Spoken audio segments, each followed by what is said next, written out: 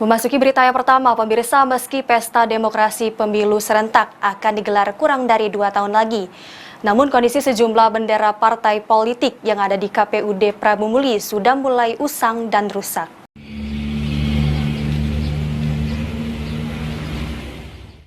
Bendera partai politik yang dipasang di tiang-tiang kantor KPU Kota Prabu Muli kondisinya rusak atau lusuh.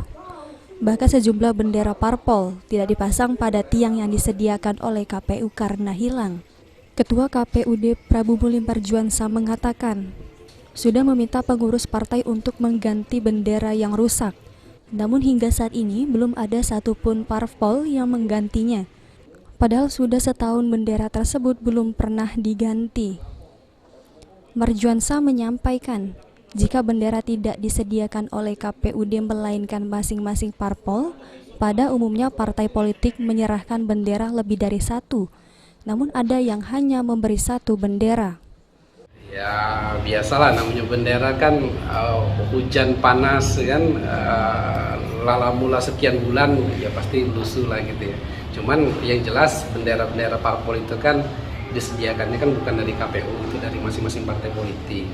Nah, beberapa parpol memang biasanya nunjuk nih, ngasih nih ke kita nih beberapa bendera, kalau lusuh, kalau robek kita tinggal ganti. Nah, tapi ada juga beberapa parpol yang memang nunjuknya cuma siko, kapan lah rusak lah hilang lah, kita tidak bisa ganti. Marjuansa, Ketua KPUD Kota Prabu Muli mengaku sudah melayangkan surat permintaan ke pengurus partai dan hanya beberapa partai saja yang sudah mengganti. Sementara yang lain atau partai yang tidak ada kursi di parlemen belum memberikan bendera baru. Beni Firdaus, PAL TV.